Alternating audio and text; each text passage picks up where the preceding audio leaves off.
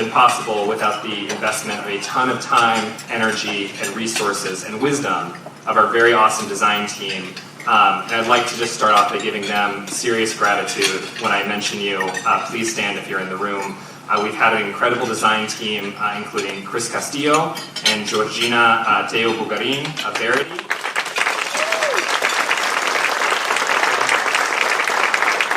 Marcia Luchin of the Family Justice Center, and Cien program committee members Adriana Jimenez, Julio Gutierrez, Doris Reyes, and Roberto Soto.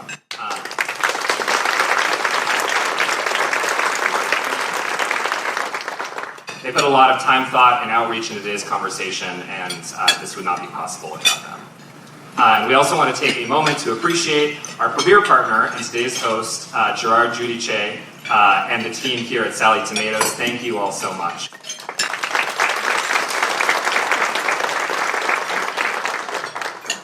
And now at this moment, we'd like to welcome anyone who is part of our Access Ticket program. Just an FYI before those who are here on an Access Ticket leave today, please talk to Monica or Ellen about being added to our Access Ticket list. We reserve at least 25% of seats at every program and event for Access Ticket guests who are able to get in free of charge. These are usually high school, Santa Rosa Junior College, and Sonoma State University students, as well as community organizers, parent groups that bring guests to our programs, again, at no cost. We are all about bringing people to the table for these conversations and creating access for our programs. That's why we do all the big fundraisers. So please reach out so that you can get on that list. Now I'd like to recognize briefly our dignitaries, elected officials, and elected representatives. And if folks if that applies to you, you're an elected rep, please stand so we can recognize you and show gratitude for you being here. Let's give our elected officials some Cien love.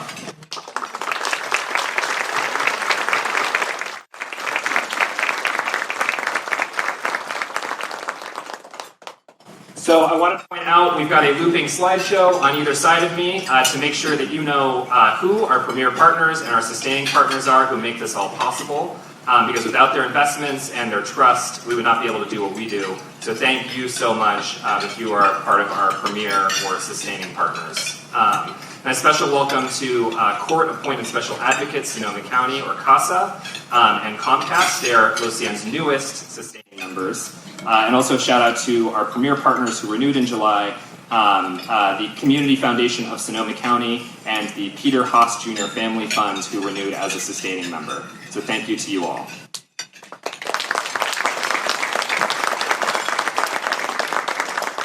Don't worry, you won't have to applaud as much kind of later in the program. Our last reminder is all of our programs and informative events are being recorded by the Nexo Media team. If you need to leave early, no worries. I mean, we hope that you'll stay to the end. But if you need to leave early, there's going to be the program on YouTube later. We've got an ACE production team here that's also going to make it available for folks who are not able to be with us today. So check out the Cien YouTube page if you want to get a recap on today's event or any other events that we've held in the past year. So now, finally, we're going to get into the content of today's program. First, I do want to acknowledge the sensitivity of the topic that we're going to discuss today. We're going to talk frankly about gender-based violence in general and sexual assault in particular. So a couple of notes. If anyone needs to withdraw from the conversation for their own comfort, it's okay. We're all here, a community under this roof. We are here to support you. And moreover, we have several advocates from Verity that are here today. We have a room that is just past the registration table. You'll see a sign that says the quiet room. You can access it either going that way or walking through those doors and going around the corner past the food. And the Verity advocates are going to be there to be able to counsel, have private conversations with folks who are affected by some of the subject matter of today's events. So folks are going to be getting up, getting more food, using the restroom, so it's totally okay if you get up and you decide to take advantage of the quiet room to process, talk with a Verity advocate, and take that time for yourself. And for everyone's well-being here, we definitely encourage it. We also want this to be a conversation where we will be able to get the experiences and the thoughts of those who have been kind enough to join us in our audience, and to put questions to our panel of experts that we're going to have up here. Again, because of the sensitivity of this, we expect that at all times folks are going to be sincere, generous, and respectful in their comments and the questions. There are a lot of survivors in this room right now, and we ask that everyone help us create a supportive community as we tackle a very difficult but critical topic. And with that, I want to welcome Chris Castillo, the co-executive director of Verity, and someone who's done so much for survivors right here in Sonoma County throughout her career. Chris Castillo has served this community for a very long time, and is now co-executive director because Rebecca Fine, who is also with us, is going to be jumping into that big chair here very soon. But we're so grateful to have Chris here with us today, who is such an instrumental part of putting this together. Chris, welcome.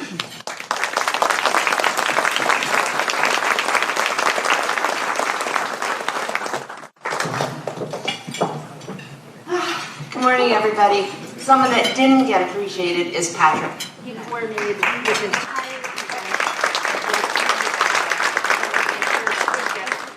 appreciation that he so well deserved. I'm going to fix it right now for you. Change of microphone. Give me time to breathe. Keep eating. I can dance for you if you want. Anybody have some jokes? I would start because I do talk really loud, but I think because of reasons for taping that I have to zip my lip and not really start. Right? That's what I was told. Okay. But the Cien team has been tremendous. We met weekly, or weekly actually. Now it sounds like we're going to be here. Thank you so much. No problem. Do I just put it in? Yep, there you go. They all know that I'm not a tech person, especially our team, Verity, knows I'm not a tech person. So I'm going to start out a little differently. I'm going to go off script, if you will. There was a girl. She identifies as female. Tissues will definitely be needed at this presentation. And she would walk down the street, and she always had a frown on her face. You know, everyone asked her, "Why don't you smile? What's wrong?" Well, she couldn't really tell anybody what was wrong, because between the ages of 10 and 13, routinely, 3 to 4 times a week, she was sexually assaulted, she was raped, she was abused, she was sold, she was trafficked, and she was strangled, she was thrown through windows, she was thrown down walls, and she really didn't know what life was going to hold for her. She didn't know if she was going to survive, and there was absolutely no one that she could talk to. No one.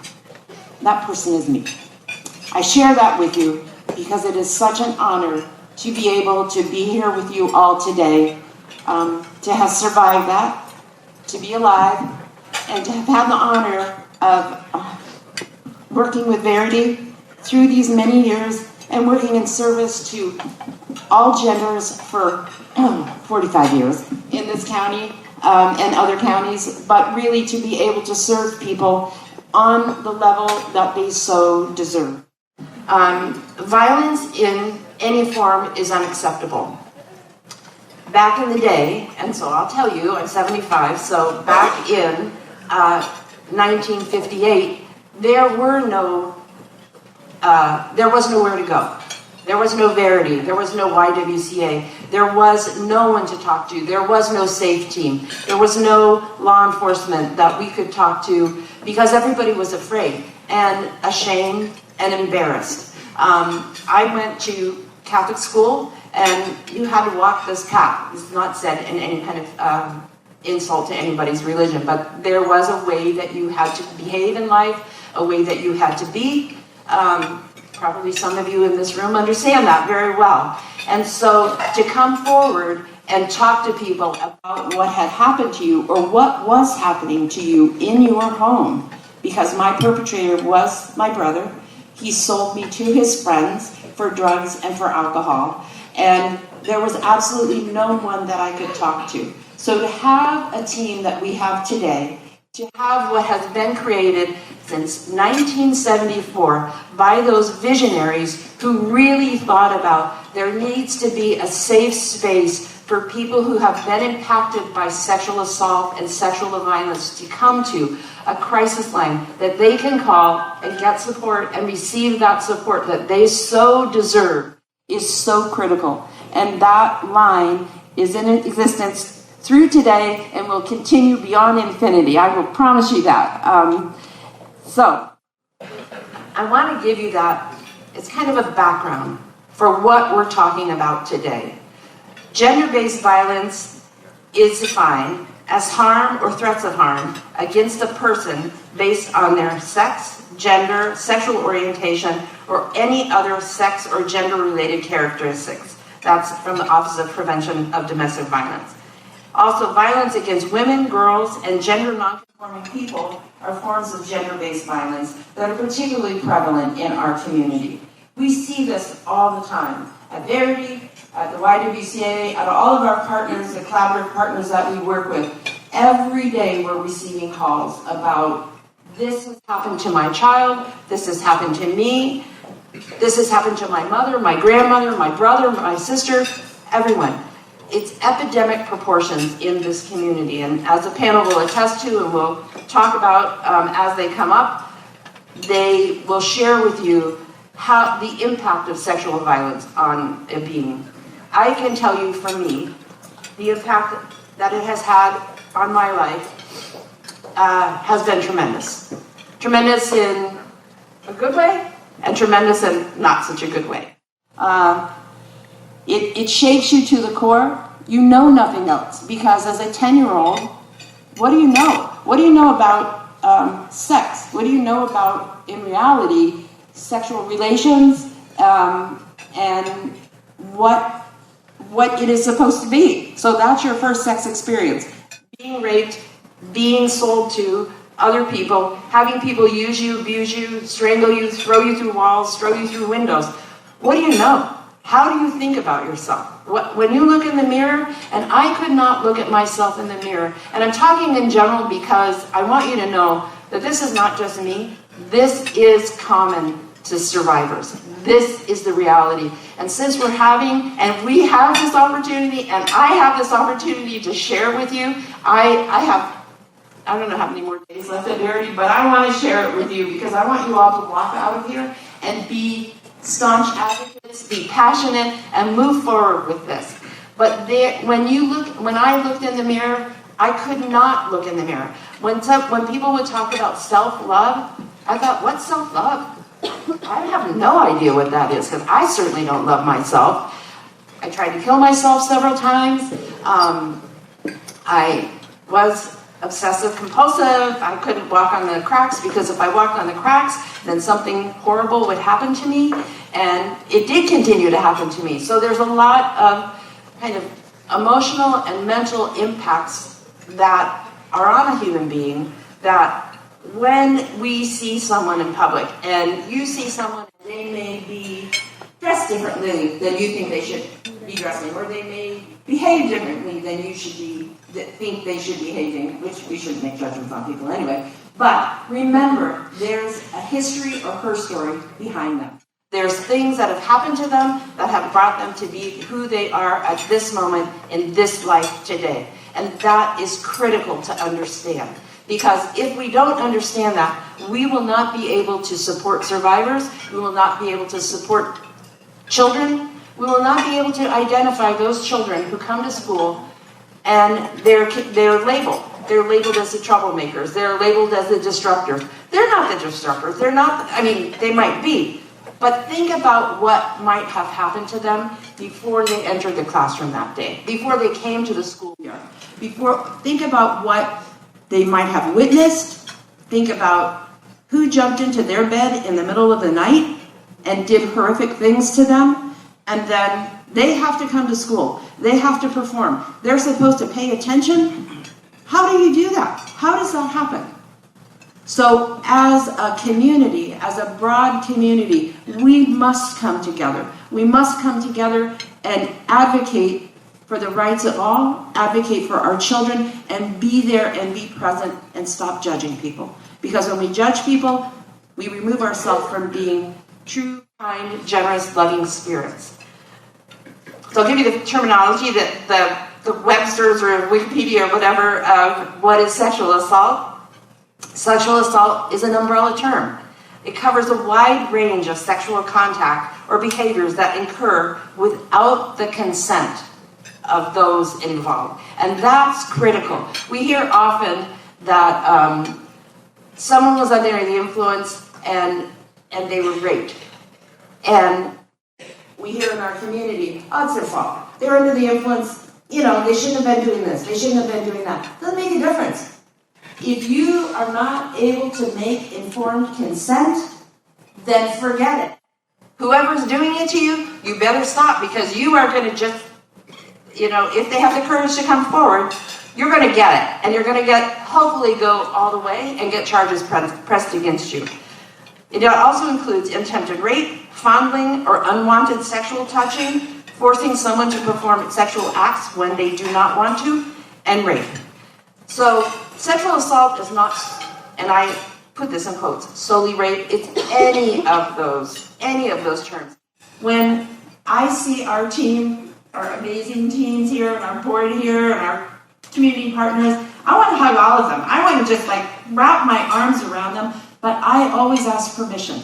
I always ask permission because it is so important, because we don't know the history of someone. We don't know that perhaps someone doesn't want to be touched. Maybe being hugged or being touched in that way is really going to harm them, and we do not want that to happen. And I have 3 minutes left, so I really want to let you know this stuff. Sexual assault statistics. Globally, 1 in 3 women experience physical and or sexual violence in their lifetime. So that's women and children. Remember children. That's critical. At least 1 in 6 men experience sexual violence during their lifetime. Boys, young boys. Primarily, this happens to young boys. Let's remember that. Let's encourage our young men. Let's encourage our boys to come forward and talk. Those identify as boys. Those identify as female. About 1 in 6 girls and 1 in 13 boys in the United States experience child sexual abuse. And then every 68 seconds, so while you're here, someone is sexually assaulted in the United States. I want to go on human trafficking. My passion, another passion, something that I hope to continue when I leave Verity. Human trafficking is defined as the use of force, fraud, or coercion used to compel an adult into commercial sex acts or labor against their will.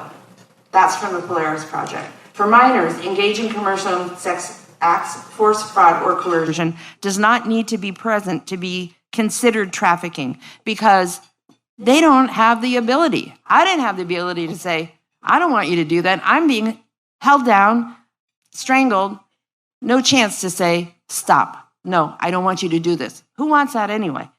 So Verity does a lot of work with human trafficking survivors. And this is a whole other topic that we can get to. I know that Chris Mahern is going to talk about this when he's on the panel, but I want you to, I'm asking you, I'm begging you, I'm pleading you to remove some words from your language. Remove the word prostitute, remove the word hoe, remove the word slut, remove the word pimp, remove the word John. Replace them with survivor of human trafficking, replace them with trafficker, because that is what the person who thinks that they have a right to sell someone, to sell a human being, a live being, that they have a right to do that for whatever it is that they sell them for. Replace the word John with a purchaser. Who thinks that they have a right to purchase the body, to purchase someone's body and to demean them? So replace that. Never use the word hoe or slut. Do not think that these people want to be in that position to be raped sometimes 50 to 60 times a day. If they're really good and their traffickers are selling them, then they got it coming in. We have tremendous law enforcement in this county that understand this, that have worked so hard on behalf of the rights of survivors, and a tremendous DA who prosecutes these cases and gets these horrific persons to justice. So I think I've stayed in my time. It has been a great honor to be able to be here with all of you today, to be able to serve Verity in the way that I have. And to Cien, I thank you, because for 5 years I've wanted this program to happen. And for it to happen today is so meaningful. And for all of you to please carry the torch, carry it, support people, understand, and give them love. Don't judge them, love them, because that is what they so deserve, and that is what they need. And I have the honor right now to introduce Andrea Ramos Alas, a survivor, someone that we have worked with, that Georgina Tello Bugarin has worked with, and she is going to come up here and respectfully and with honor for all of you and all of us share her experience. Georgina will be with her as her support person. Andrea, thank you so much.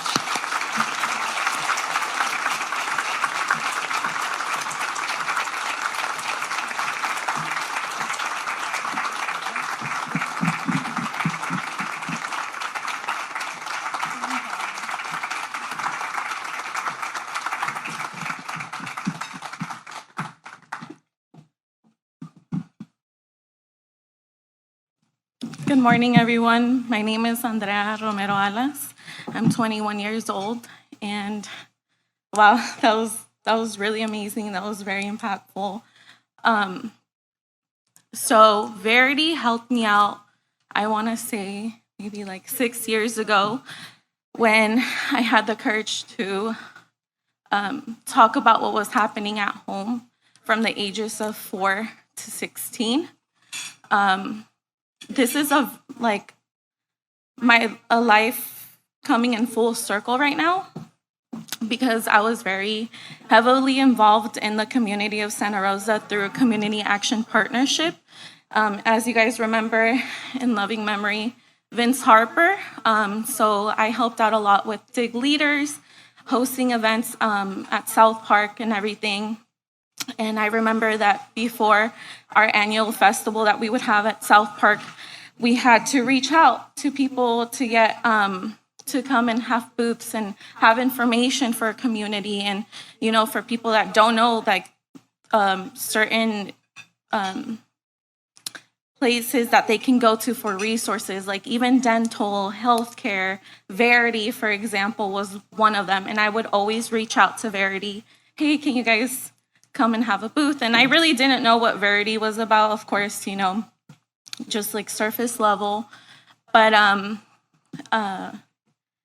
when I spoke out and I was going through my case and everything, they got me in touch with Georgina, being my advocate. And, everything, like I said, it came full circle as I was working in the community.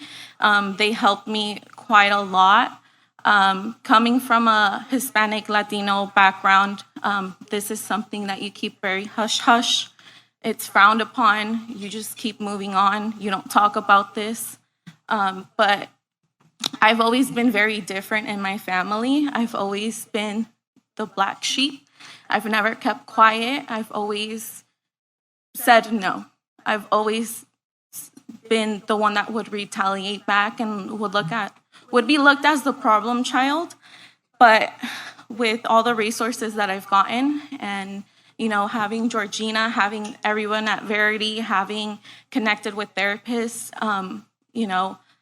it's given me that push that I've needed to be okay with what I've been doing, as well as helping out my family members through the process as well. Like being a 17-year-old going through this wasn't easy.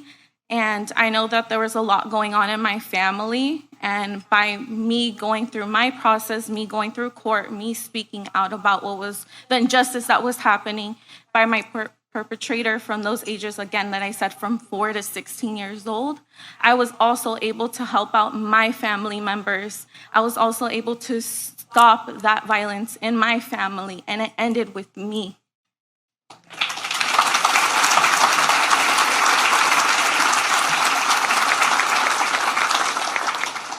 I was that person for my family, for the women in my family that experienced years and generations of violence, rape, assault by their fathers, by their stepfathers.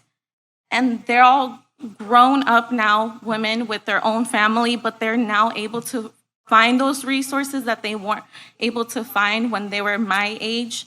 And they're able to, get the help that they need. And that's what I've done with my family and even close friends and such forth. And that's what I continue to do today. Without Verity, without the help of people in Sonoma County, all the resources, all the wonderful resources that there are out there, I wouldn't be able to stand on this stage and speak so confidently about everything that I went through and be a proud survivor of what occurred to me from those ages and continue to push people just like Georgina pushed me into that courtroom when I was able to give my victim statement in front of my stepdad's face.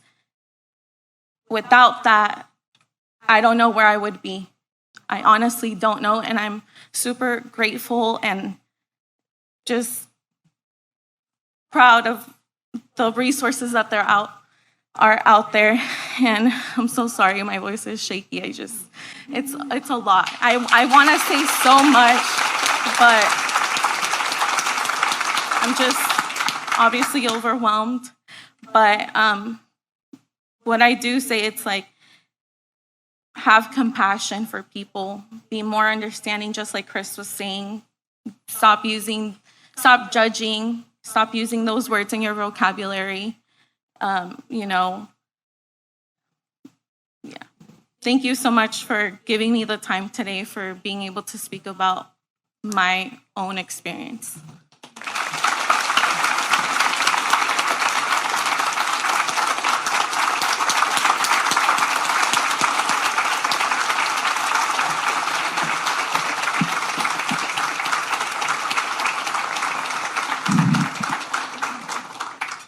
I just want to add that I'm very proud of Andrea and her mom. They have come a long way.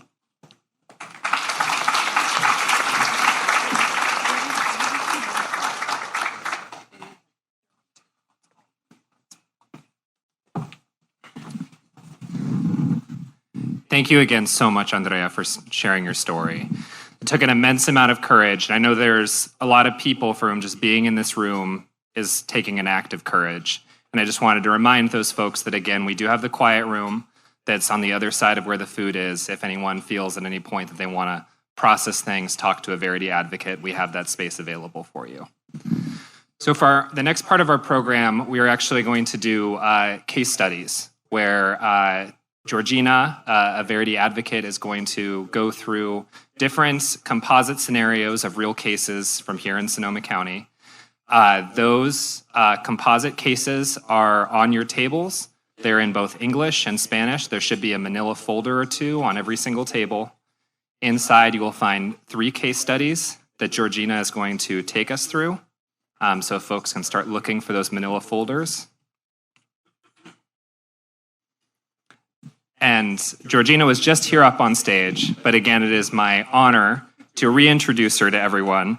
Georgina is a survivor. Georgina Tello Bugarin is a survivor advocate for Verity, and she works especially with the Petaluma Police Department and with the Family Justice Center, and is a fearless and tireless advocate, and clearly such an amazing support for the survivors here in our community. So please welcome again, Georgina.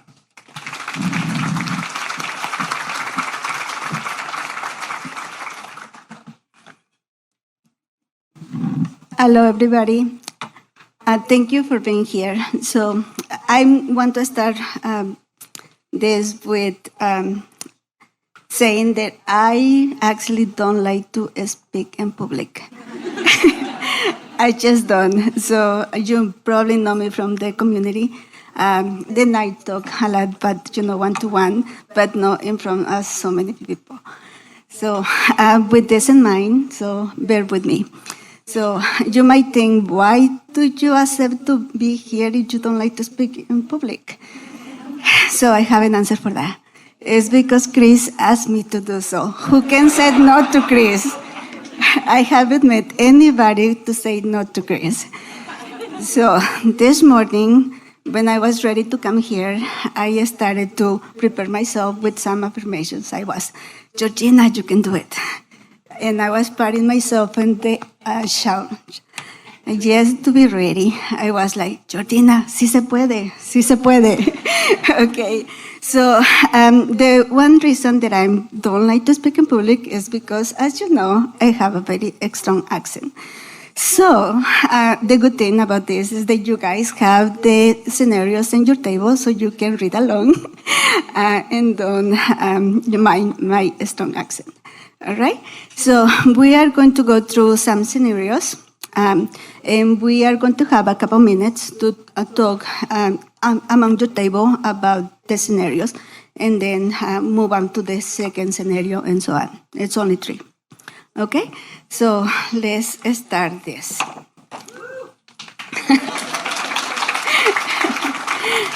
So these are narratives de clients de Verity para el evento de los 100. Okay, I have the one in Spanish first. Let me find the one in English.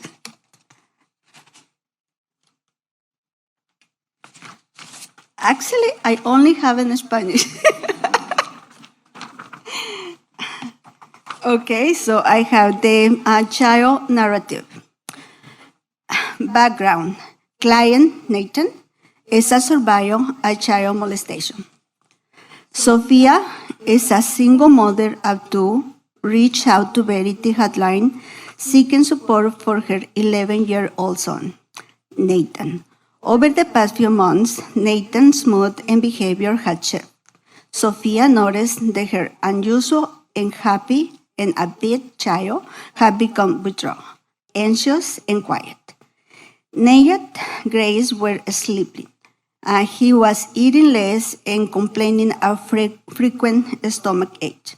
And he began to wet the bed again for the first time since he was 6. Sophia asked Nathan if anything was bothering him, but he denied anything was wrong. After months of noticing changes in Nathan's behavior, Sophia decided to check his iPad to see if she could find any information that might help her to support him. While reading through Nathan's messages, she discovered communication between Nathan and a family friend who indicated that this person was sexually abusing Nathan. When Sophia confronted Nathan about the message, he was unwilling to tell his mother anything due to the embarrassment and fear of getting into trouble, something the perpetrator had assured Nathan will happen if he told anyone about the abuse. Sophia was horrified, angry, and desperate. To help her son, she called the Verity hotline to find out the next steps she needs to take. Okay? So you can discuss in your table about the case.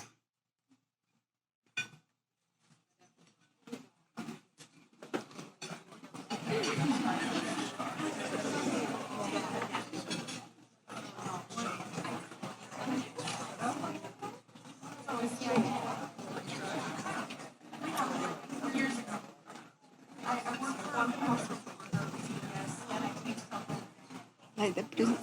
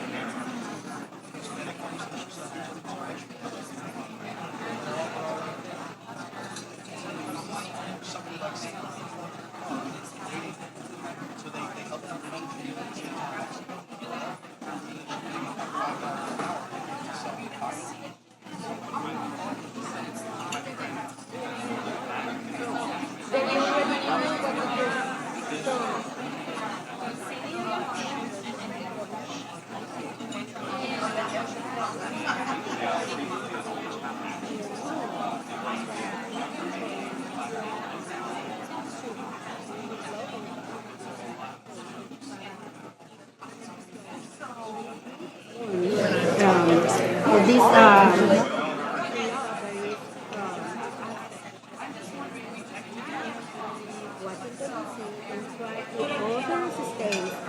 follow the same steps that us we do. So they wanted to do the same thing.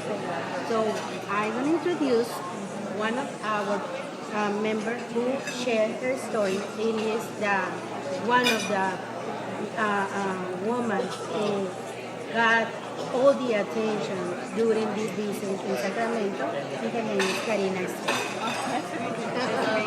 So my name is Karina, and my major is sociology. I have 3 kids, and I'm an immigrant. I came to the United States, and I have a disability, and I was like, the only thing to get a better job is education, and that's why I was like so worried that I have to pay a lot of money because I don't work right now. I'm gonna start working as soon as I get my degree. So Nice to meet you. Yeah. So thank you for listening us and know what we are doing. Different voices. We are not a small organization. We have a lot of advocacy people who are strong and uses their voice to make changes here in California, obviously because we are living here, but we don't have any kind of problem to share our wins with another. I am in the process to do because I'm starting as an organization fellow during this month. So we are in the chair. But I have yours. Let me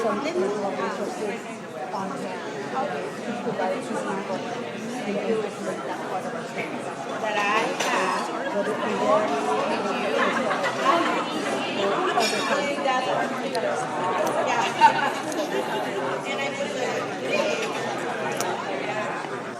Hello?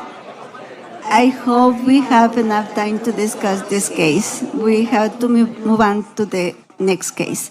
But before we do that, I want to talk also about the other reason that I decided to participate in this event. The other reason is because, like Chris said, we were hoping to be invited to present with Los Cien since the last 5 years or so. And the reason that we want to have sit at the table, so to speak, is because we understand that in these gatherings, a lot of leaders come and present. And we want the leaders to hear what we have to say about this topic. It's a really hard topic, but we need to discuss with the community about what is happening every single day. Also, in this gathering, we also have the future leaders of this county. So we want them to be informed from the beginning that this is happening in our backyard every single day. And it's very important to talk about not just today, but every single day. We need to make a change. We are here to make a change. Okay? So let's continue with the second. This is the human trafficking narrative. Background client Sarah is a former foster youth and survivor of child sexual abuse and human trafficking. For a young age, Sarah was physically and sexually abused by her stepfather. Eventually, Sarah disclosed the abuse to a school counselor who alerted Child Protective Services, and Sarah was removed from her home. Sarah was in and out of various foster placement and group homes for the next few years. Once she turned 18, Sarah left the group home and had been living and started couch surfing at friends' houses and occasionally sleeping on the street. Within weeks of becoming homeless, Sarah met her trafficker, Daniel. Daniel was seemingly kind man in his mid-30s who met Sarah at the mall and offered her a place to live. Daniel groomed Sarah using emotional manipulations, affection, and false promises. He told her that she was beautiful and claimed to love and understand her like no one else ever had, providing Sarah with the support and protection she longed for after years of abuse and neglect. However, After a few weeks, the dynamics of the relationship shifted.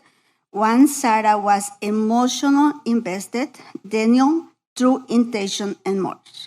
Gradually, he introduced her to questionable money-making opportunities, saying Sarah needed to help contribute financially and coercing her into engage in activities under the guise of working in private parties for wealthy acquaintance. Feeling indebted to Daniel for his love, financial support, and initial kindness, Sarah reluctantly went along, believing she was helping to secure their future together. Daniel exploited her emotional and financial dependency, using manipulation and guilt as tools of control. As these private parties, Sarah found herself forced into sexual situations with men that she had never consented to. Any attempt at resistance was met with verbal abuse, threats of abandonment, and at times physical violence. After several months of abuse, Sarah was identified as trafficking survivor and referred to Verity by a police officer during an undercover sting operation. Okay, you can start discussing this case.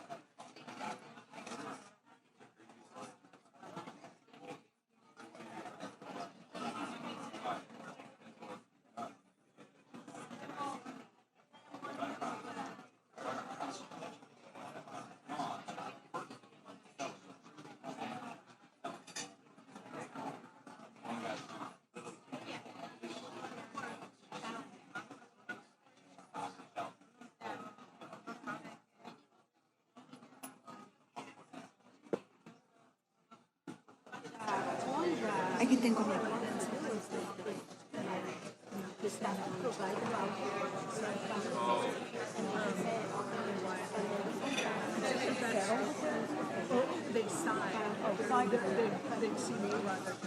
Didn't go back with that, like they normally talk.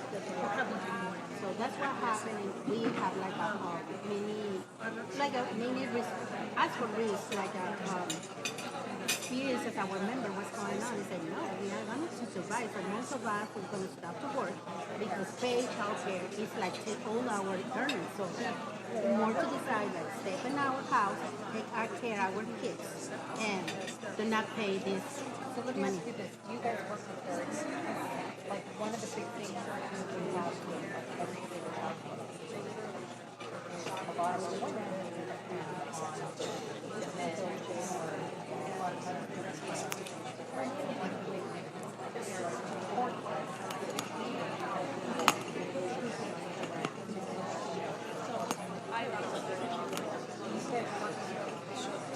we started to talk this topic.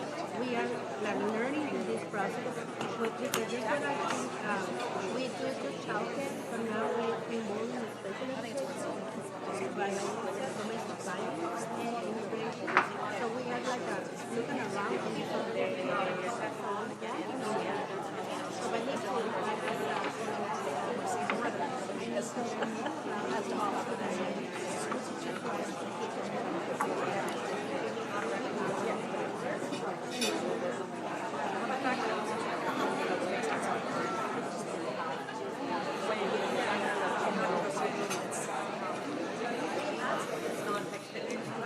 you know, like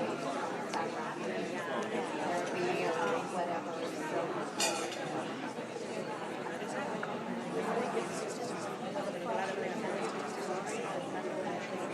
Yeah,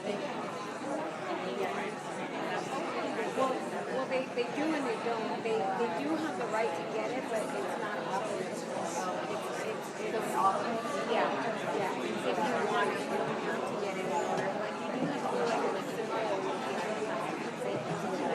Like I said, like there's I think for back in the day when I read the statistic, it was like for every 24 replacements, there's a not person. Yeah.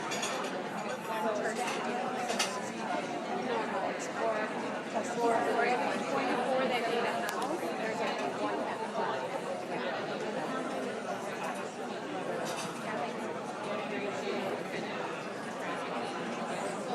it depends on the household.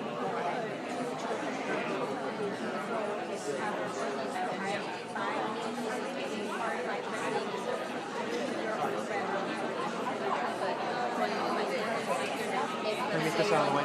Yeah. You all done here too, you think? I'll wait. You all done?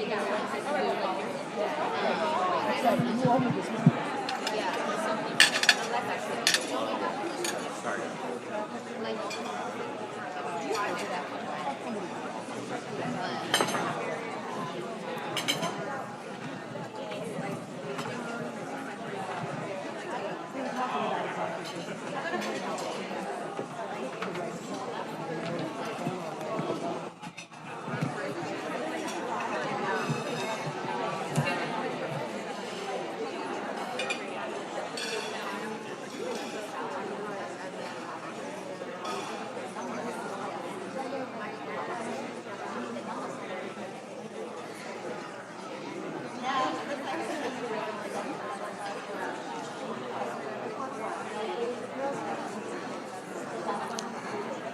All right. I hope you have enough time to discuss this case. So now, the other reason that I decided to join this event is because I want everybody in this room to know about Verity. Know about Georgina, know about Chris, know about Verity. Because I want you to know that in case that you come upon a survivor, to send them our way. We are here to support the survivors, and we provide our services 24/7 through our crisis line. So that is the other reason that I'm here. Okay, so continue with the last narrative. And this is the adult narrative. Background. Client Rosa is a woman in her 40s who was sexually assaulted by a collie. Rosa had gone out to drinks with some colleagues after a difficult day at the office.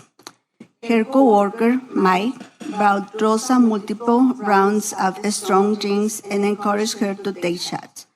Despite Rosa repeatedly stating that she already felt very intoxicated and did not want to drink anymore, at one point in the evening, Rosa blacked out and cannot recall the rest of the night's event. Rosa woke up the following day unsure how she got home. Her pants and underwear had been removed, and there were fresh scratch marks and bruises in her arms and legs. She reported feeling a soreness in her genital area and could tell something just didn't feel right.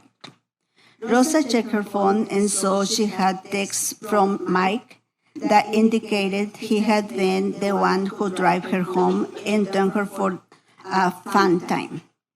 Distraught and unsure of what to do next, Rosa disclosed what had happened to a friend, who encouraged her to reach out to Verity for support. Now you can discuss the case.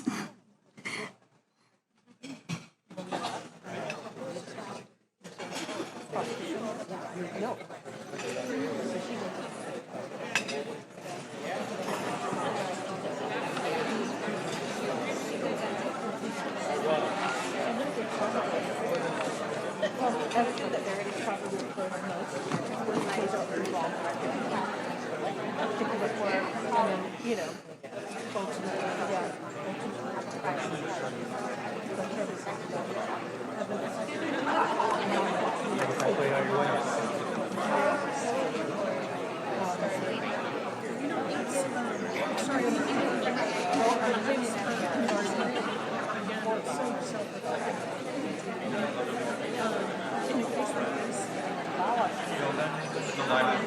when someone doesn't, like, when the dating doesn't go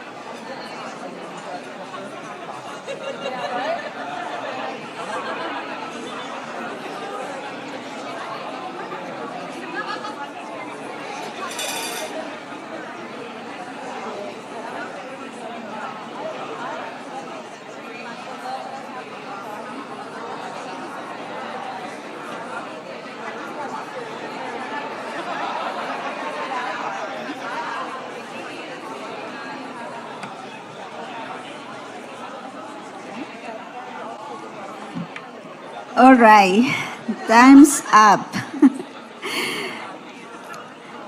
I just want to thank all of you to participate in this activity. This is just a small glimpse of the work that we do every single day. This is the kind of cases that we handle, all the advocates at Verity. So thank you all the advocates for the work that they do every single day.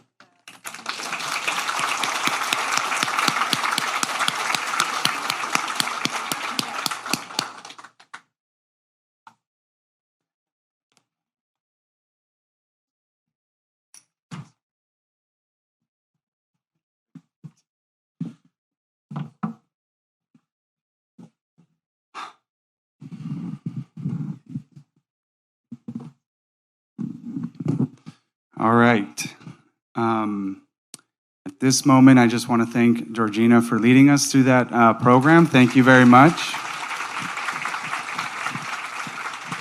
And I also really want to thank Andrea. Thank you so much for sharing your story today. And Chris, thank you for that powerful opening. And today, I am feeling a little bit nervous because we continue to have conversations that are uncomfortable and things that we don't talk about.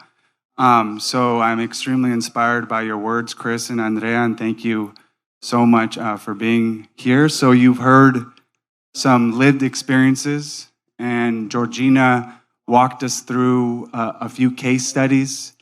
And we're tying it all together, and we're going to top it off with a conversation about what resources are available in Sonoma County. And we've designed some questions as well to ask about what are some gaps.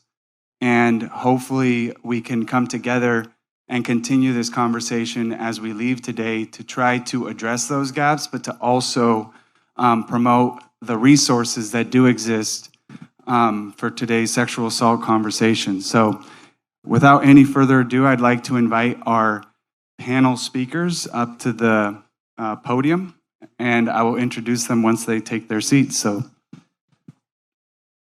And as they make their way up, I just want to personally thank this design team. I don't know if you're familiar with Cien programs, and I forgot to introduce myself. My name's Herman G. Hernandez, and I'm the proud executive director of Cien. And our design teams are 100% volunteer. And this design team especially worked their tails off to bring today's program. So just want to say thank you to all the volunteers and the people that put this together.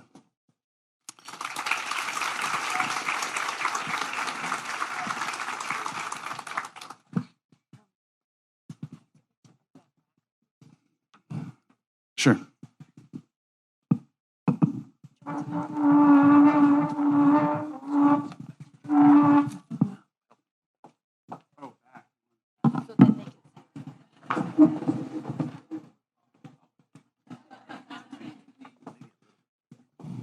Further forward.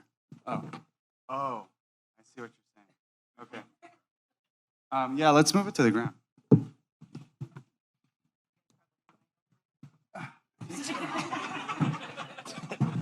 All right, can you see better? Santa Rosa Junior College, can you see better? All right. All right, so I'm going to do a quick round of intros. We have Sharice Thomas here from the Sexual Assault Response Team, also known as SAFE, but I did not get the new acronym. Forensic Examiners. And we also have Hannah Despres from Redwood Children's Center, forensic interviewer and CPS social worker. Thank you so much for being with us. And Deputy Attorney Leslie Butari. Sorry, I'm reading from she is from the Sonoma County District Attorney's Office. And we have now formerly Sergeant Christopher Maharan. Now it's Lieutenant Maharan from the Santa Rosa Police Department. And last but not least, and we've already spoken with her and met her, is Georgina Tello Bugarin, who is from Verity, and she is the sexual assault victim advocate.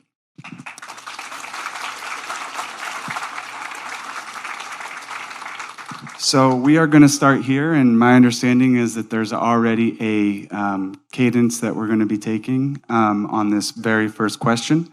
So panelists, if you could please describe the process, if you can tell us a little bit about yourself and the work that you do in about the shortest amount of time, 30 seconds to 45 seconds. And then if you'd like me to re-ask this question, it's going to be, could you please describe the process that a survivor goes through when they come to you, and how would a child's experience process differ?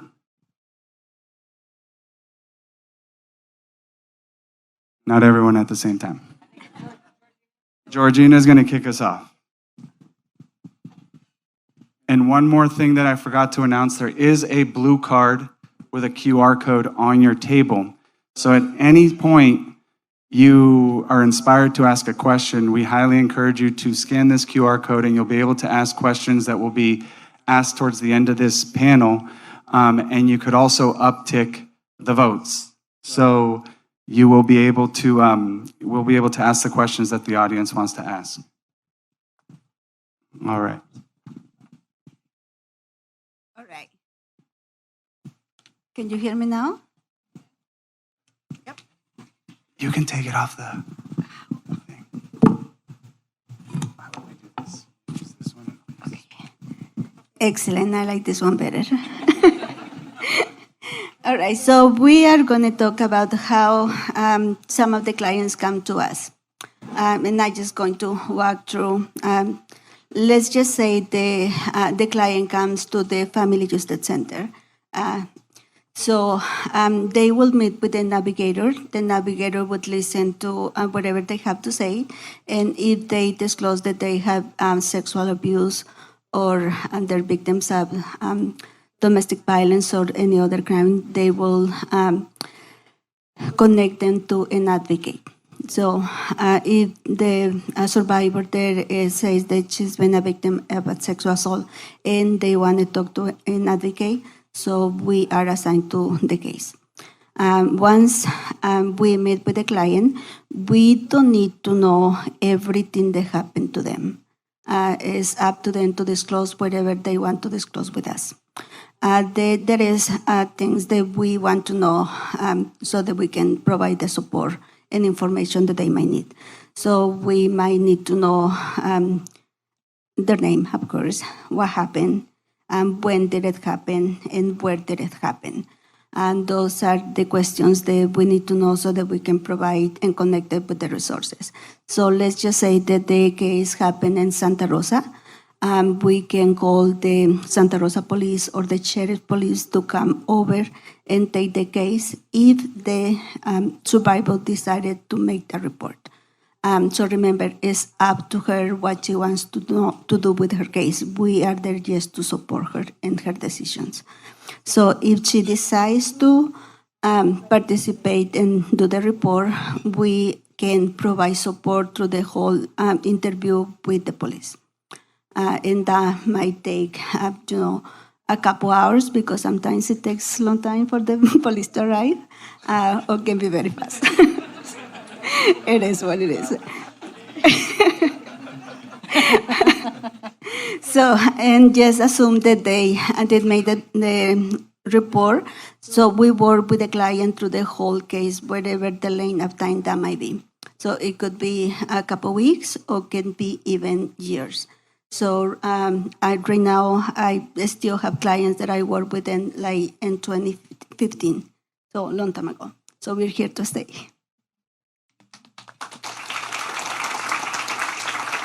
Wait, she's not done. She's not done. Okay, so we talk about the adult cases. So now let's talk about the child cases. So those could be a little different, depends how those cases come to us. Normally, it came to an invitation from the Red Bull Children's Center. They send an invitation to all the advocates, and whoever is available, they might take the case. So we start working with those clients and their families when they come for the forensic interview. So we participate in the pre-meeting, and we just know a little facts about the cases and the information of the clients, like names, phone numbers, and so on. We work with the clients from the beginning. The survivor will have the forensic interview and will stay in another room with the family. And what we do there is we provide the information, support, and answer the questions that they might have. And again, we work with the family for as long as they need. I'm done.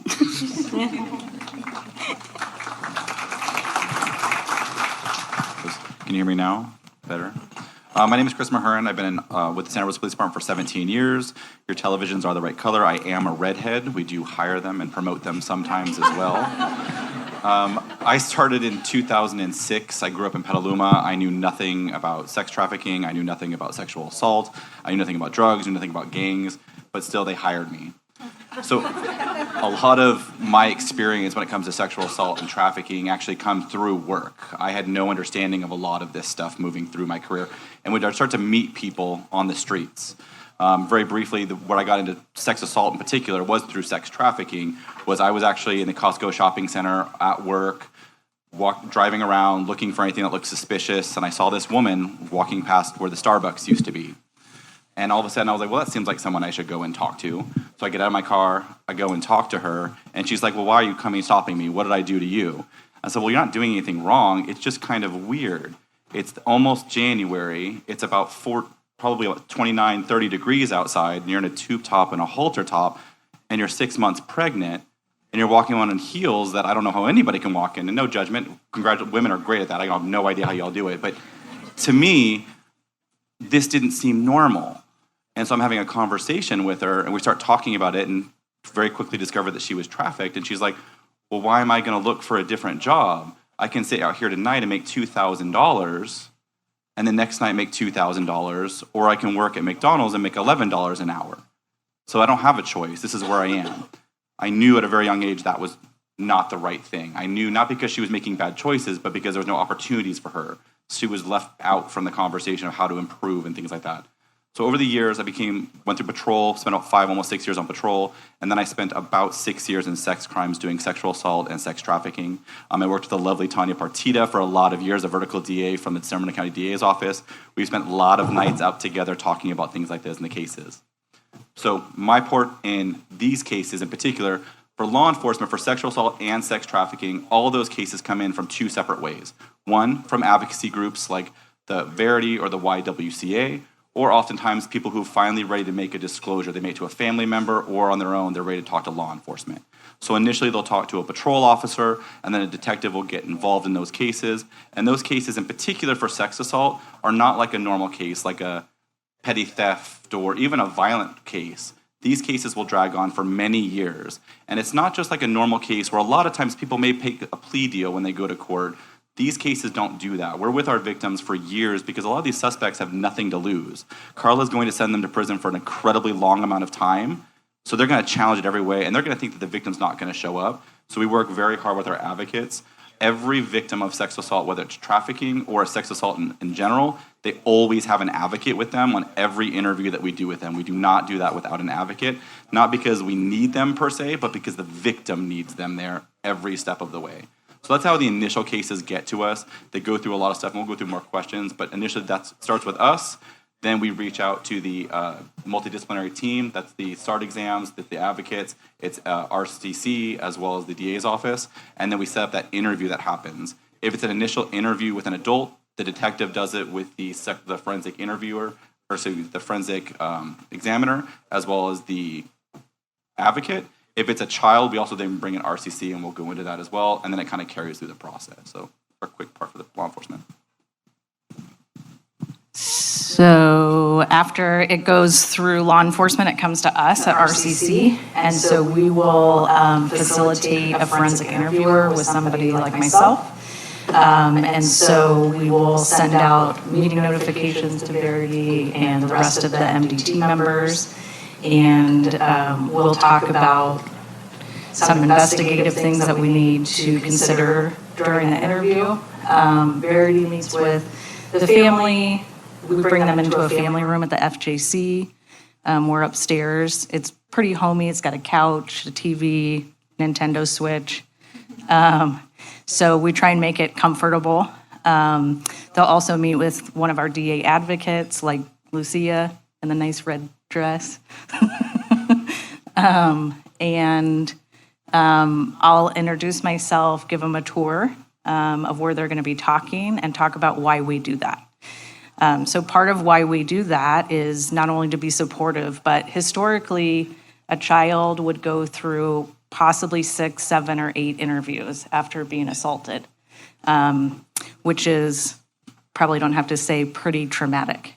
Not only that, it's a setup for the child, because what a 7-year-old remembers 1 week and what they remember 3 weeks later could be slightly different, and still truthful.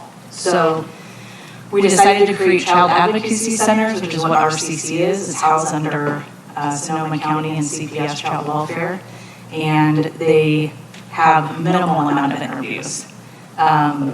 Sometimes law enforcement will have to get minimal facts. Sometimes they can just take the initial disclosure to an advocate or to a school counselor, and I might be the second person that talks to them, which would be ideal.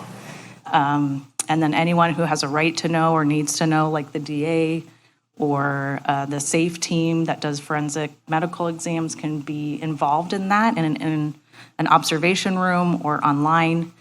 And I take them into a room that's pretty comfortable. It's recorded. And that way that child only has to disclose that one time. And the questions that I ask are pretty invasive. I want to know everything about everything, how every part of your body felt, what you were thinking, where this person was, where this was happening.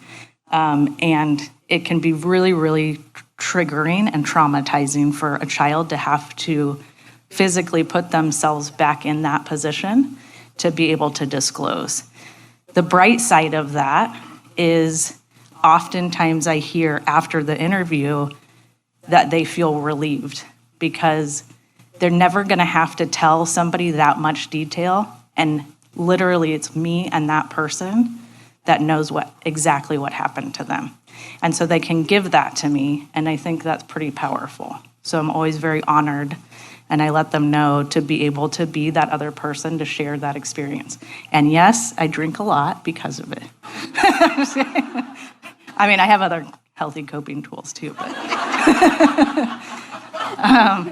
so during the forensic interview and the pre-meeting, we'll determine if a medical exam needs to happen, and that's when Shadrice drops it.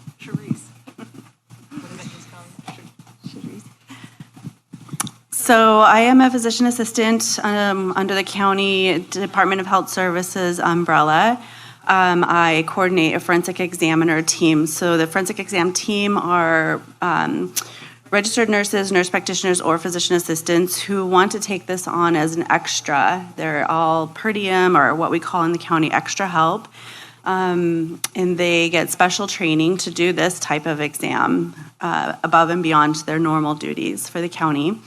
Our services are engaged when a disclosure is made and law enforcement has deemed that a crime has occurred, and then we're called to respond to RCC for a child or a developmentally delayed adult, or Sutter Hospital in the adult cases. The reason in our community why it's Sutter Hospital is we have an agreement with Sutter to have a private, quiet, spacious exam room so that these exams can happen outside of the emergency department that's noisy and not quiet, and anyone can walk in at any given time. So that's the reason why we have the agreement with Sutter Hospital, and they also are provided a medical clearance exam through the emergency department. So if they have any wounds or injuries, or the strangulation occurred, or fractures, or anything needs to be assessed medically, that's done through the emergency department first before they come back to our room for the forensic exam. At RCC, they don't have to go through the emergency department first unless there's a medical concern, and that would be addressed at the patrol level or the detective level. Before we go to RCC, we need to get them medically cleared by a physician, then they would go through the emergency department.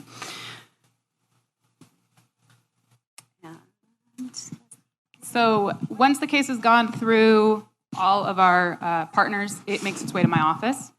I work for the Sonoma County DA's office. I have been there for about 10 years now. When the cases come to us, every case that comes to us that's a sexual assault case is handled what we call vertically.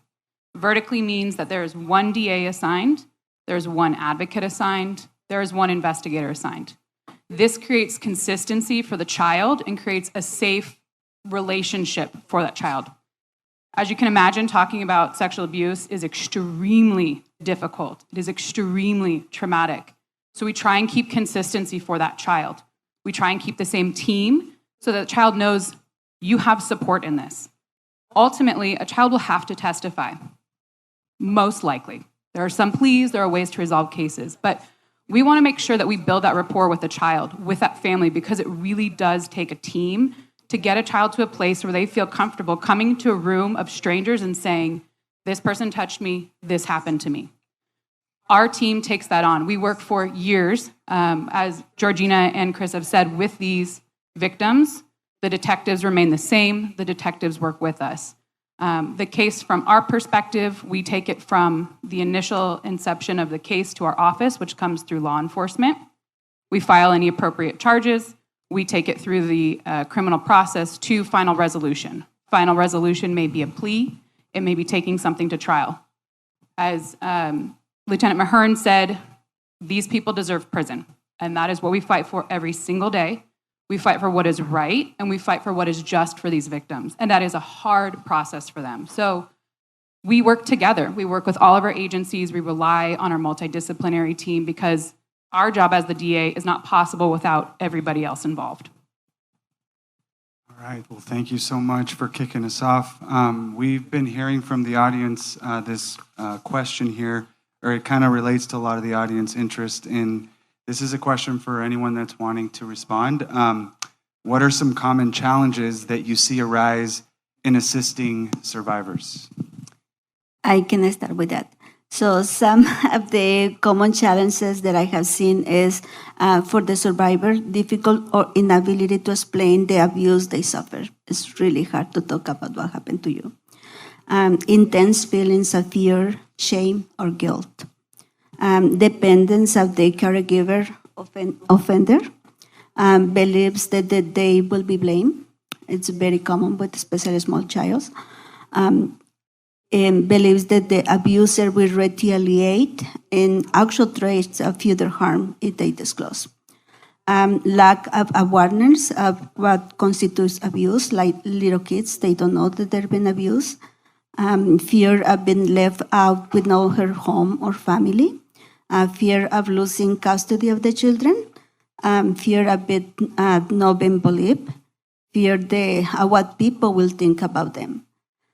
Fear of the police, and fear they might need to disclose the legal status. Kind of backing on what Georgina was talking about, like from the law enforcement side, I've done a lot of trainings when it comes to sexual assault for a lot of different groups, both community and for law enforcement. And one of the exercises I do quite regularly when people are in groups and tables like this is I want you to look at your partner. Anyone left or right of you, doesn't make a difference. You can choose whether you know them or not. And I want you to talk to them about the last time you had sex. And I want you to talk about how many times it was put inside of your body. How long was it? How did it feel? I want to talk about how you felt to them. How did they look at you? And I want you to talk about that with your best friend or the person at the table with you. Now, we joke a lot of times, and even cops in a room all of a sudden tense up because they think I'm being serious about it, because I try and do it with a serious face the best that I can. But now imagine a 14-year-old girl or a 75-year-old man having to talk about that sexual assault to a detective, to an officer, probably male, because the profession is dominated by males significantly. So now you're having to have that conversation. So it's a huge hurdle to overcome for a lot of people to even want to be able to talk. The population in Sonoma County is about 34% Latino. A good portion of that is also maybe not documented. So they're afraid by coming in that they're going to get reported about being undocumented and get deported. So big effort that we do regularly, in particular with the DA's office and with Georgina and her team, is reminding folks that you do qualify for visas. There are ways of protecting you. But so much in this community, we have to almost front load that information before we can actually even interview people because they don't even know what they can actually say because they're afraid of doing that as well. One of the other big challenges with assisting survivors is making sure that they feel like they're going to get that support. We used to joke, and I apologize for anyone who is a step parent in here, you're probably a wonderful human being, I have no doubt of that, but we used to just say, I hate your stepdad, because so many cases that we had, it was the stepdad or the step parent or things like that. So the child doesn't want to report because oftentimes the other parent in that case takes their significant other's word over their child. So that it prevents them from reporting. So some of those are some of that we deal with, and as a team, we have to overcome them. It's not just one of us who has to overcome them, it's a team. Georgina has vouched for me on more cases than I can possibly imagine, saying, no, this cop is gonna take care of you, he's gonna fight for you, he's gonna be there for you. And something we have to do regularly as a team. So those are some of the challenges we see. All right. This next question is gonna be for Hannah. How is the survivor experience affected by the survivor's background, including race, language, culture, generational victimization? Well, as a very white person, I feel like I'm very able to answer this question. I'm probably the best person, right? I thought about this question a lot, and I think we all know the answer, but this is a really long and difficult question, right? This is not a 36-second answer at all. I think what I thought about saying was, particularly in my role, I think it's really, really important that we let people show up how they are. And I think Verity does a great job of that. And if it weren't for Verity and the advocates, I don't think that we would be able to engage as many survivors as we've been able to because of the impact of their background, race, culture, language, and reporting for that. One, Chris mentioned immigration status. That's a huge, huge barrier. And unfortunately, those statuses that are underserved in our community are the most vulnerable. And those are the people that we really, really want to engage and we really need to engage.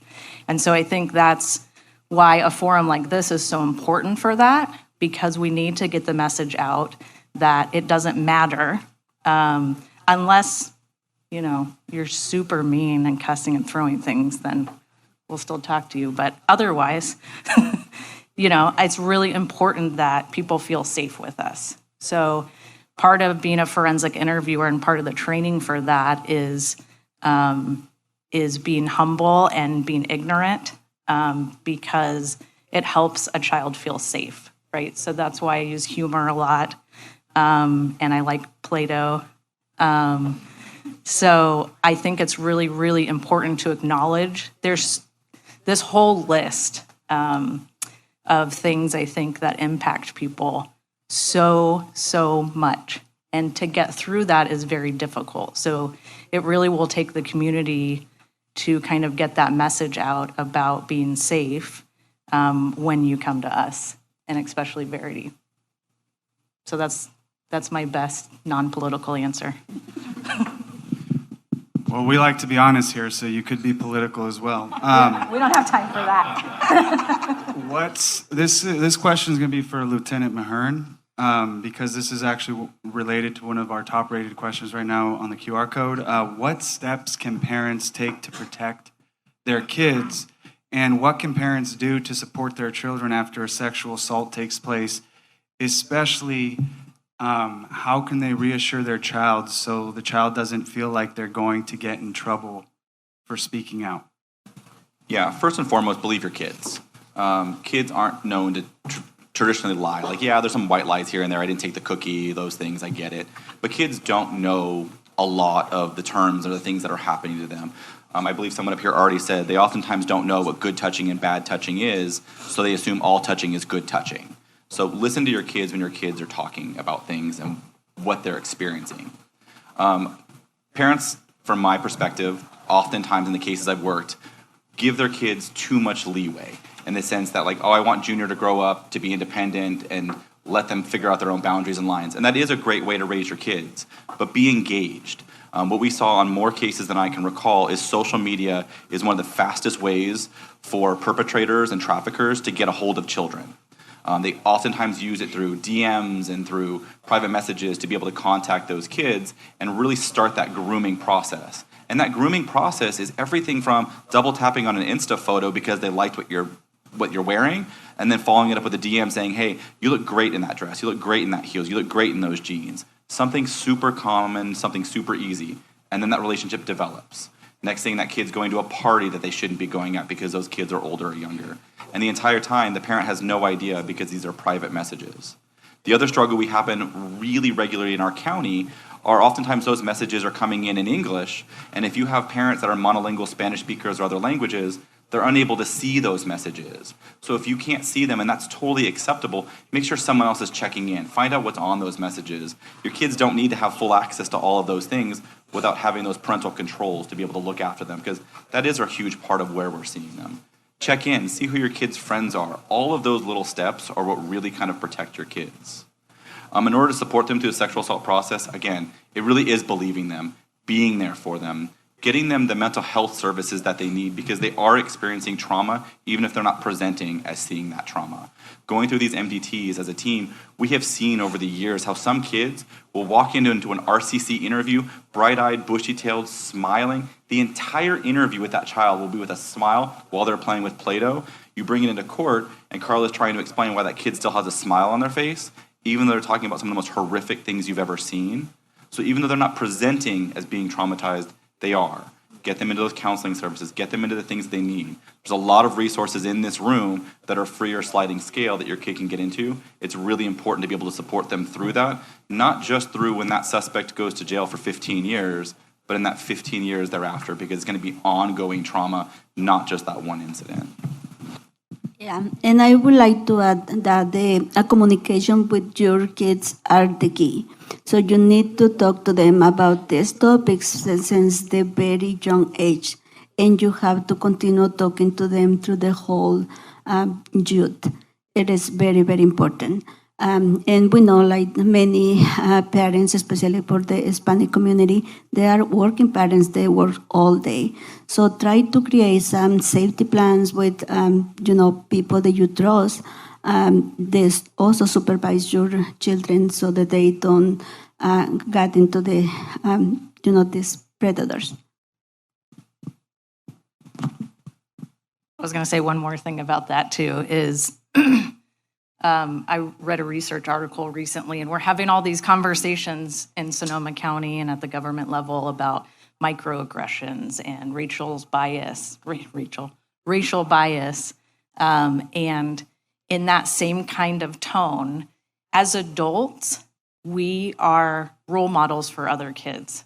And I'm sometimes quiet, but more outspoken. And if I see something at the grocery store, like I've seen parents screaming at their kids, and first of all, I have kids, so I'm like, what did that kid do to you? And I feel sympathy for that parent, but also when it's not appropriate, we can call that out. And that plants a seed in our community about like, hey, that kid looks kind of uncomfortable that you just hugged them. Are you okay?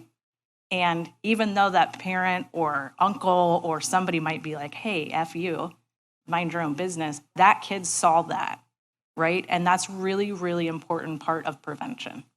And believe your kid.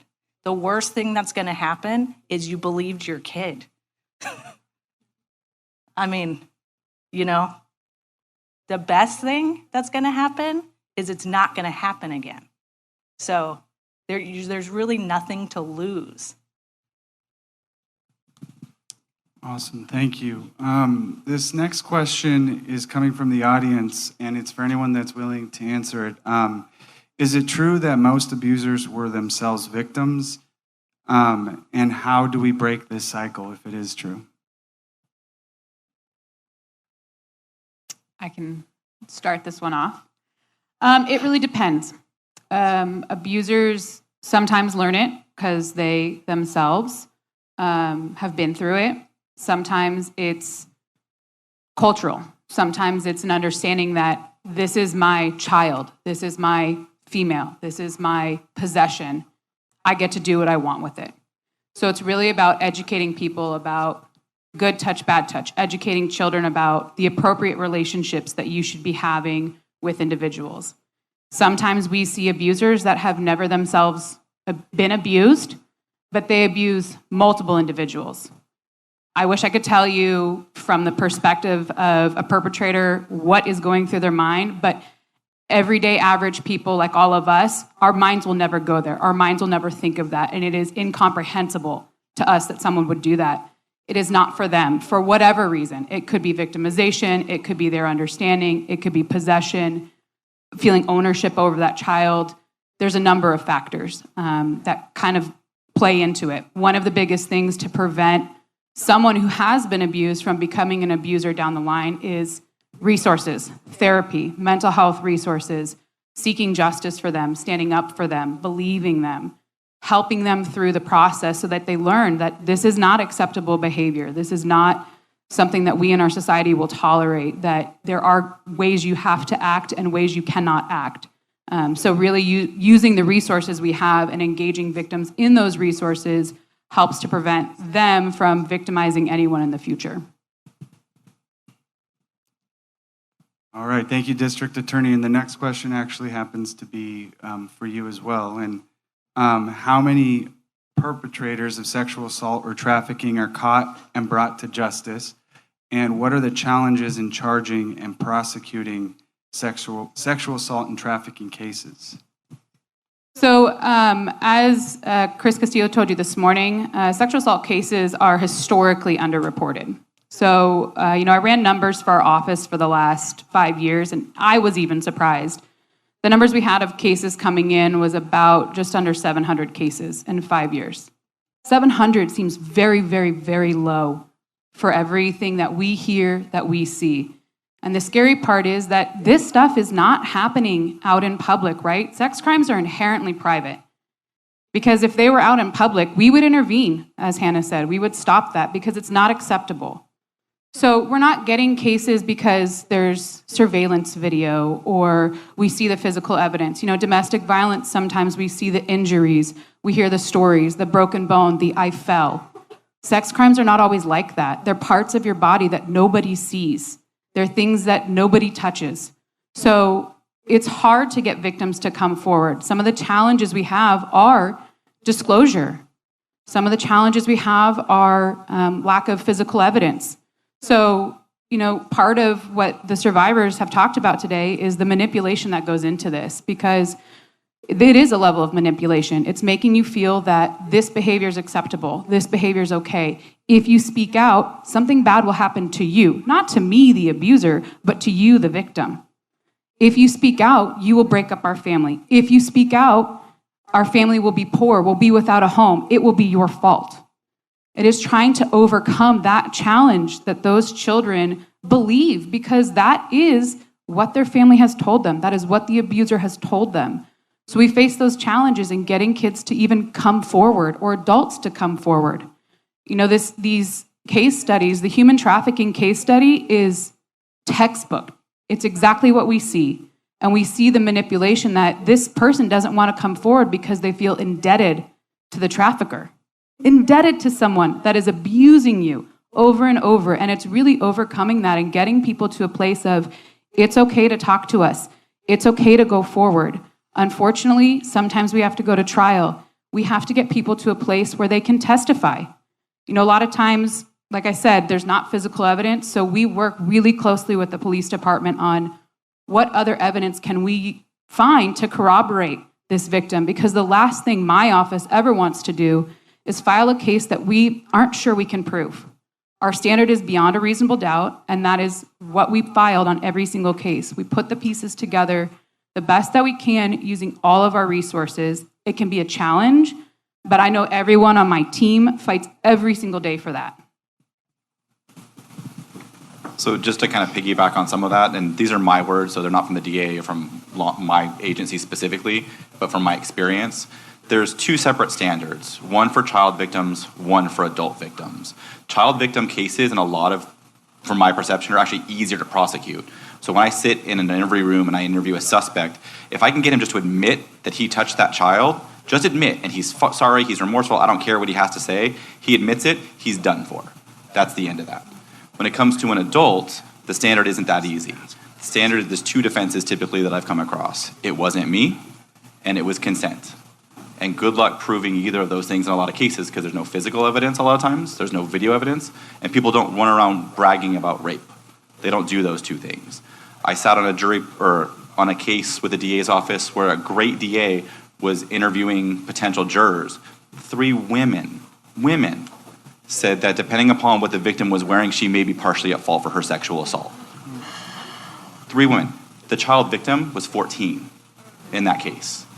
So it's systemic in our society that the DA's office does everything they can. We do as a team do everything we can, and yet we still run across these barriers and these challenges. So sometimes you hear numbers being lower than they are. It's because it's really difficult to prove those cases, really in particular for adults. Kids are difficult cases, but I would say actually slightly easier because the standard is lower for what we can help get them on. Where an adult, they just use every trick they can, like, hey, it was consent, and prove it wasn't is a very difficult standard. Now I have some. All right, thank you. Oh.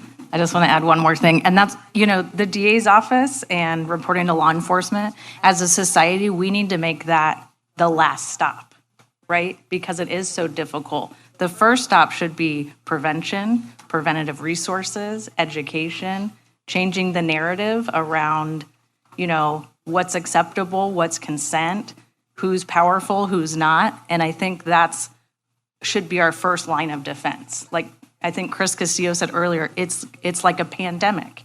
And we're just not addressing it, particularly in this county, because we don't want to, because it's wine country, because this is a tourist place, but it's real and it's happening constantly.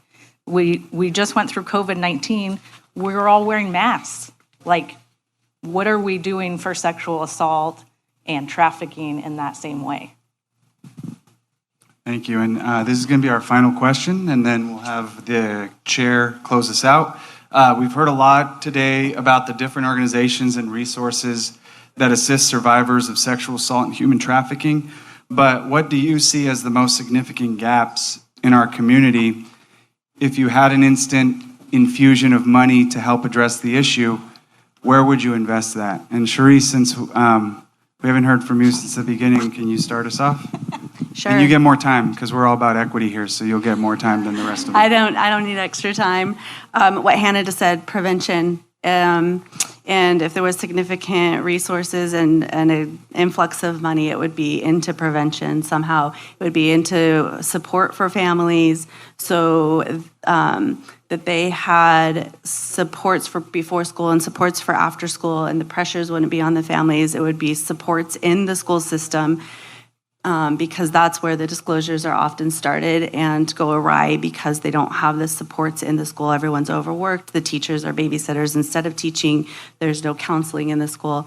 And so for me, it would, I think the biggest gap is prevention and supports for when the disclosure comes through. What's the next step and who supports them through this? So I can talk about the gaps that I see with my clients. So when I'm working with my clients, more often than not, if the perpetrator is let's just say the bio dad or the stepdad, so and the mom is not working, they're going to need a place to stay. So they're going to need housing, and not just housing, affordable housing. Because if they don't have the housing, they are going to go and rent a room with somebody else, and they are going to put the kids in jeopardy. And that happens more often than not when they've been victimized again because of those situations. So we do need an affordable housing. And in case that we don't have affordable housing, we need shelters.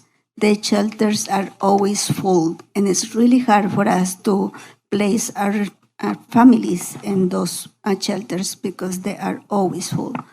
It's like, really hard battle that we have to deal every single day.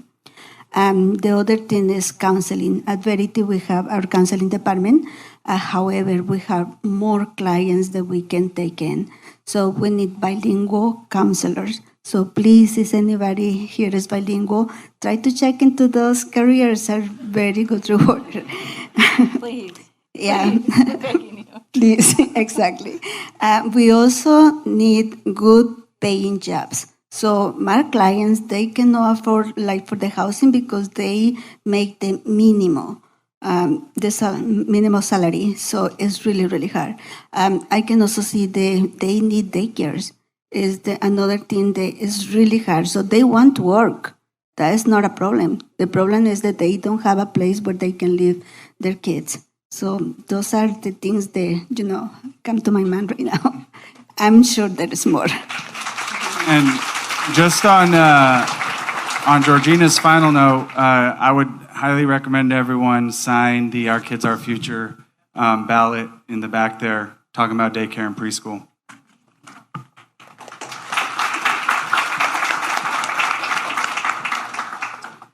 Georgina did a plug for Verity. I will do it for our office as well. We are constantly hiring for diversity, right? We need more bilingual individuals. Our community is a mixture of different cultures and backgrounds and languages, and our office needs to reflect that. Being able to provide services to victims in their own language is huge. We've just hired a new advocate who is specifically for helping our underserved communities, a bilingual advocate, and we are wanting to hire more. If you know someone that's bilingual, please tell them to apply. We don't have enough advocates with our office. We have big caseloads. They have a lot of victims. We want more people to apply for these things. As everyone said, community education programs are huge. These events are huge. You're learning things about something you may not know anything about, you may not be involved in any way. So more community-based education programs. I forgot where I was going. Money's great. Money doesn't solve every problem, unfortunately. And for me, it's bigger than money. It's actually culture. I think we've built a culture in our country, in our county, in our cities that really devalues certain individuals, devalues certain genders, devalues the way certain people behave or certain different cultures. And until we change and identify those factors, we're going to always struggle. I have given a speech in this room before. I was lucky enough to be the keynote speaker on the Status of Women's annual luncheon years and years ago, and I gave an anecdote then, and I'm going to give it now looking at this audience. If you look around at the 150 or so people that are in this room, 200 folks, of the 200 folks that are in this room, how many of them would you think are women? The vast majority. Every speech I give about sexual assault or sex trafficking, it's women know and they're engaged and they're involved. Men don't show up enough, and that has to change.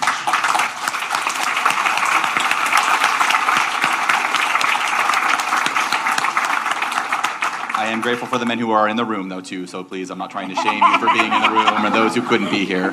But I bring it down to the culture aspect of it. One of these debriefs I would do after a criminal investigation that happened, after the suspected sex assault or offender was prosecuted, convicted to 15 years to life, and was already sentenced to his case. I did an interview with him after because I wanted to know why he sexually assaulted women, why he trafficked women. His exact response, deadpan, looked me in the eyes and said, women were bred to be obedient. And he truly believed that to his core. He is not the only human who believes that. And until we teach young men how to grow up in a culture where women should be valued and appreciated and children should be cherished, that these kinds of cases are going to happen no matter how much money we have here. There's a double standard where we talk about a man could wear gym shorts and a tank top. I run around this county all the time after the gym in my tank top and my gym shorts, not caring about anything, go to the grocery store. You look at a woman who does that, she's asking for what happens to her in that parking lot because she was wearing a pair of gym shorts and a t-shirt or a tank top. We need to change that culture. Then that money helps with housing, helps with jobs, and helps with everything else. But until we look at each other, hold each other accountable for the things that we're saying, and make sure we change that culture, we won't stop sexual assault. But that is the first step right there, is that.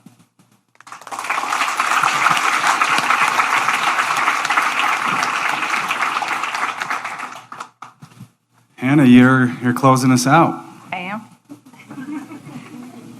Okay.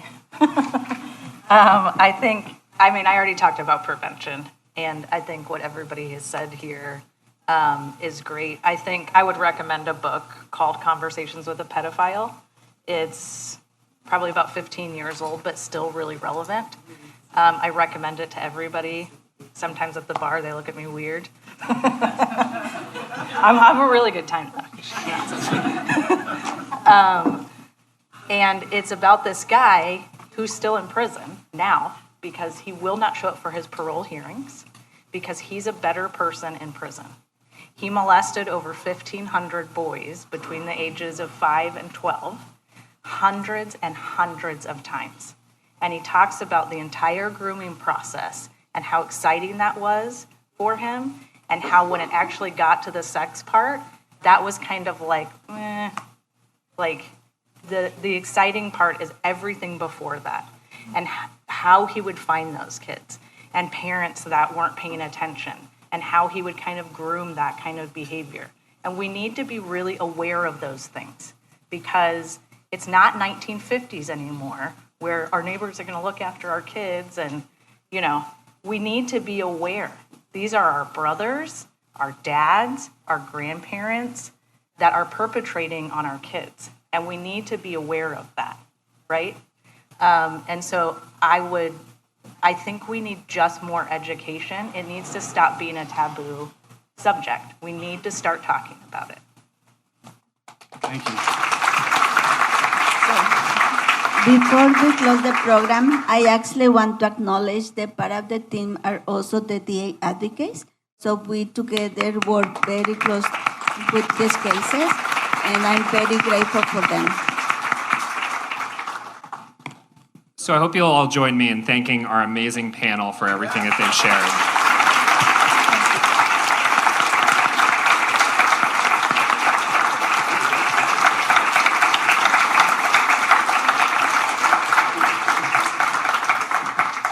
I know that there were so many more questions from this audience than we were able to answer. We ourselves wrote more questions than we were able to have answered. And I'm wondering if panel members, if you would be willing to have some of those questions sent to you to be able to provide feedback on some of the issues that this folks in the audience would love some input and advice and answers on.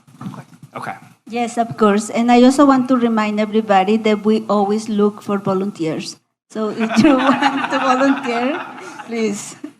So that is a great transition to the last thing that I wanted to do, which is that Verity wanted to show special thanks to Chris and Andrea for the courage in sharing their stories. We hope that this is a precedent for survivors in our community to have courage like them to be able to share their stories, to come forward and help create a supportive community around other survivors. And so to that end, Chris and Andrea, would you mind coming forward?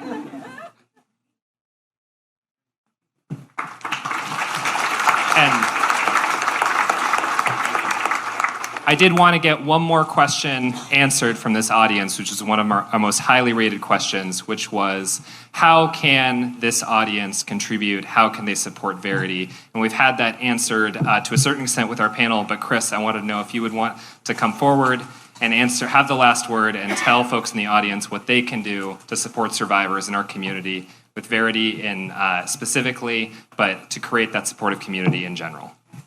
You know it's not going to just be one word, right? I'm never one word. So there's so many ways that you can support us, but our entire community. Please join our board. Volunteer with Verity. We need board members that want to be engaged, want to understand this subject, want to be activists in this movement, because it is a social justice and a human rights movement. So please join our board. volunteer with us. Volunteer to become a crisis line counselor. We have one of our amazing crisis line counselors, Alexandra, here, and Jan Blaylock is here also. She's one of our crisis line counselors, and we could not make it without our volunteers that support us. And then, of course, donate. I'm going to say that because every nonprofit is going to say that, but really that's what helps to keep this machine going.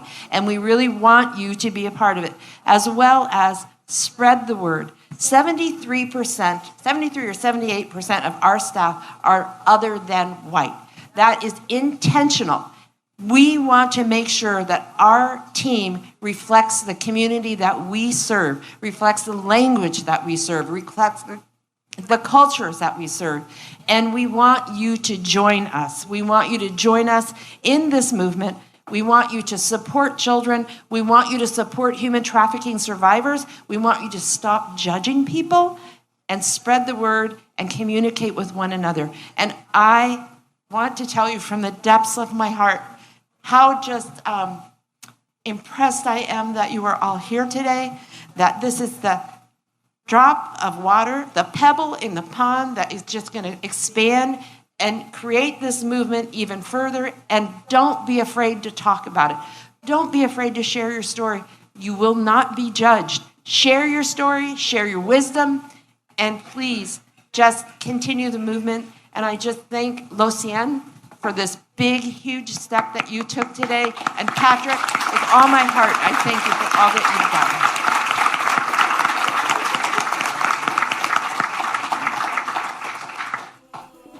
So that concludes our program for today. Thank you all so much for being here, and I hope you have a wonderful and restful Friday. Take care.